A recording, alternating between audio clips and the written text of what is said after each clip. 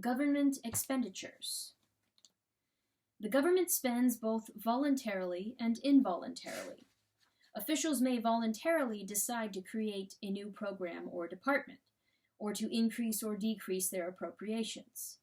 Alternatively, the government may be forced by pre-existing laws to pay unemployment insurance when a downturn in the economy causes more people to lose their jobs.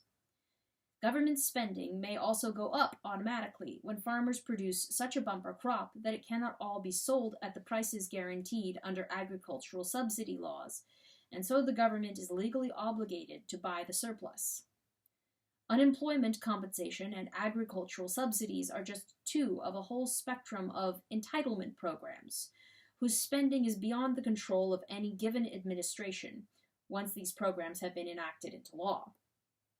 Only repeal of existing entitlement legislation can stop the spending, and that means offending all the existing beneficiaries of such legislation, who may be more numerous than those whose support made that legislation possible in the first place. In short, although government spending and the annual deficits and accumulated national debts which often result from that spending are often blamed on those officials who happen to be in charge of the government at a given time, much of the spending is not at their discretion, but is mandated by pre-existing laws. In the U.S. budget for fiscal year 2008, for example, even the military budget for a country currently at war was exceeded by non-discretionary spending on Medicare, Medicaid, and Social Security. Government spending has repercussions on the economy, just as taxation does, and both the spending going out and the tax revenues coming in are to some extent beyond the existing administration's control. When production and employment go down in the economy, the tax revenues collected from businesses and workers tend to go down as well.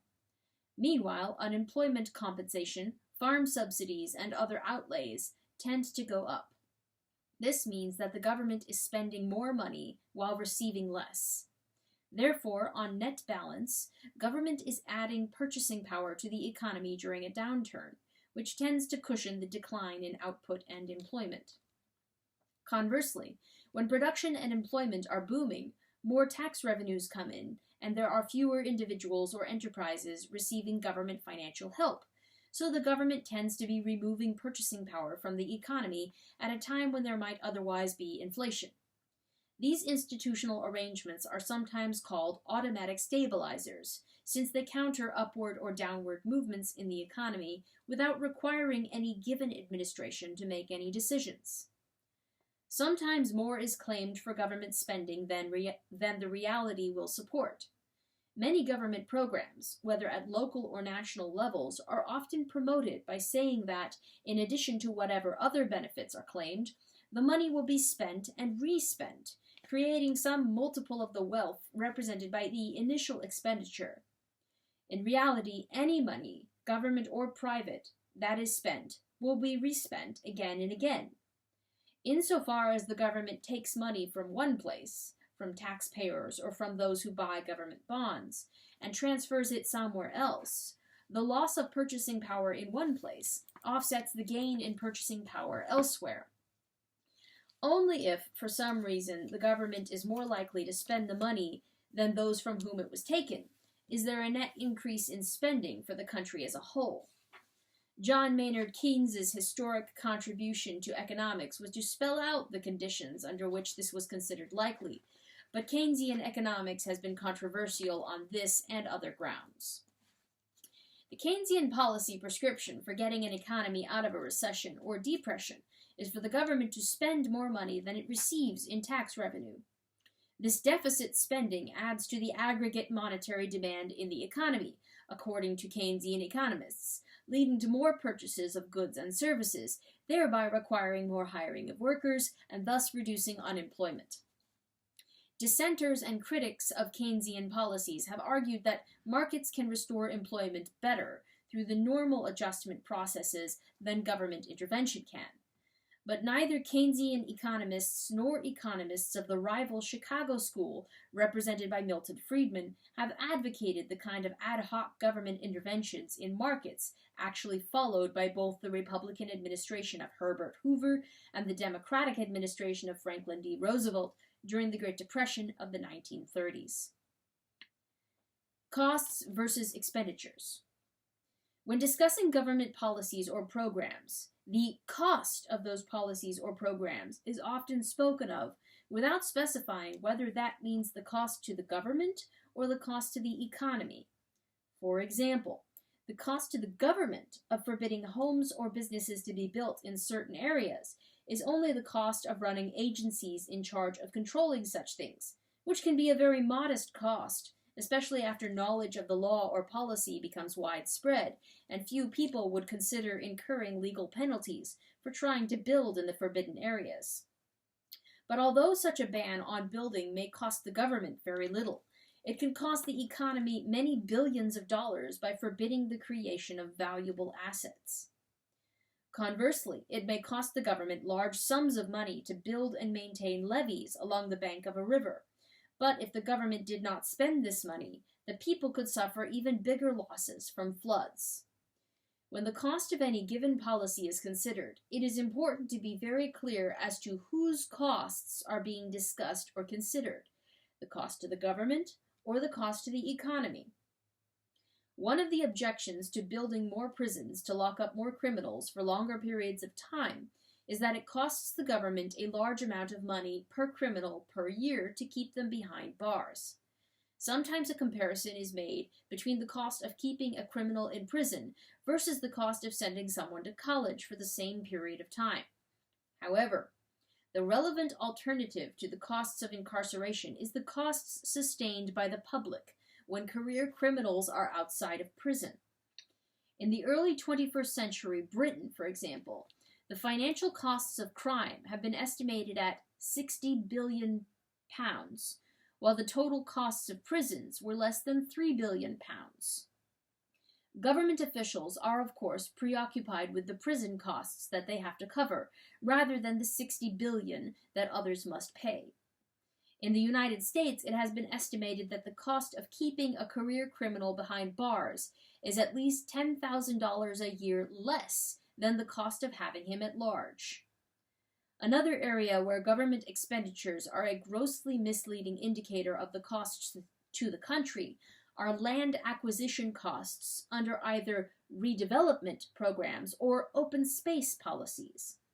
When local government officials merely begin discussing publicly the prospect of redeveloping a particular neighborhood by tearing down existing homes and businesses there under the power of eminent domain, that alone is enough to discourage potential buyers of homes or businesses in that neighborhood, so that the present value of those homes and businesses begin declining long before any concrete action is taken by the government. By the time the government acts, which may be years later, the values of properties in the affected neighborhood may be far lower than before the redevelopment plan was discussed. Therefore, even if the property owners are paid just compensation, as required by law, what they are compensated for is the reduced value of their property, not its value before government officials began discussing plans to redevelop the area. Therefore, government compensation expenditures may be far less than the actual costs to the society of losing these particular resources. It is much the same principle when land use restrictions in the name of open space or smart growth reduce the value of land because home builders and others are now prevented from using the land and no longer bid for it. The owners of that land now have few, if any, potential buyers besides some local government agency or some nonprofit group that wants the land kept as open space.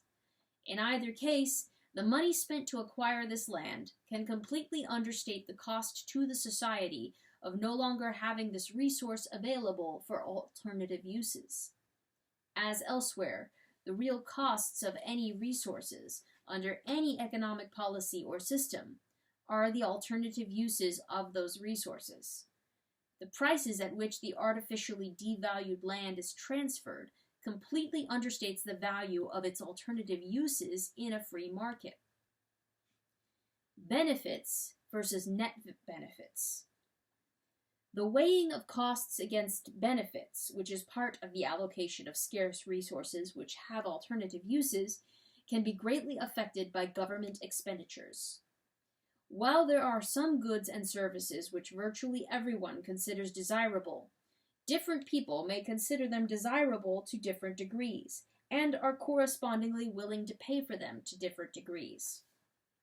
If some product X costs $10, but the average person is willing to pay only $6 for it, then that product will obviously be purchased by only a minority, even if the vast majority regard product X as desirable to some extent. Such situations provide political opportunities to those holding or seeking to be elected to government offices. What is a common situation from an economic standpoint can be redefined politically as a problem, namely that most people want something that costs more than they feel like paying for it. The proposed solution to this problem is often that the government should, in one way or another, make this widely desired product more affordable to more people.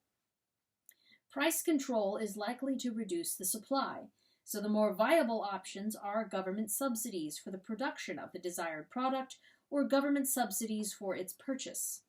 In either case, the public now pays for the product through both the charges paid directly by the purchasers and the taxes paid by the population at large. For the price of this particular $10 product to become affordable, that is, to cost what most people are willing to pay, that price can be no higher than $6.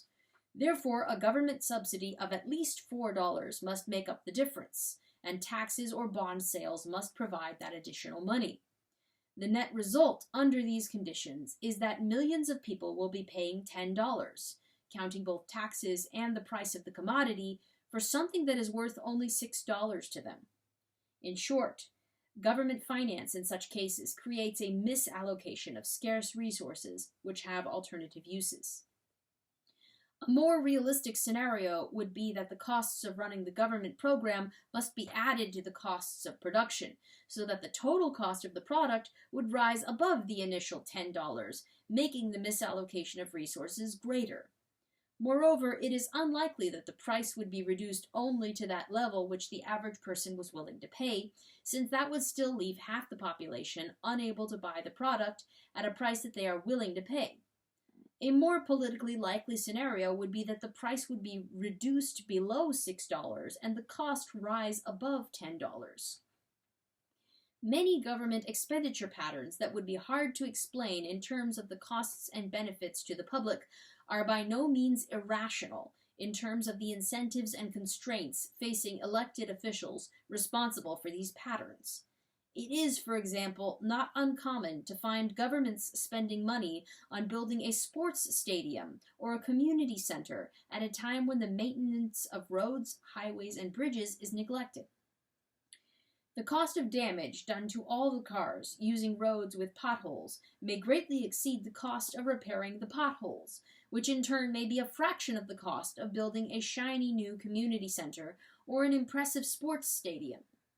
Such an expenditure pattern is irrational only if government is conceived of as the public interest personified, rather than as an organization run by elected officials who put their own interests first, as many people do in many other institutions and activities.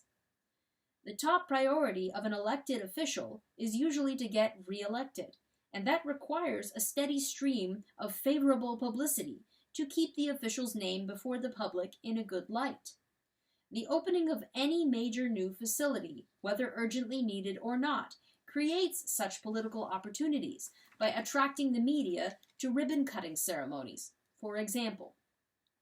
Filling potholes, repairing bridges, or updating the equipment at a sewage treatment plant creates no ribbon-cutting ceremonies or occasions for speeches by politicians. The pattern of government expenditures growing out of such incentives and constraints is not new or limited to particular countries. Adam Smith pointed out a similar pattern back in 18th century France. The proud minister of an ostentatious court may frequently take pleasure in executing a work of splendor and magnificence, such as a great highway, which is frequently seen by the principal nobility, whose applauses not only flatter his vanity, but even contribute to support his interest at court.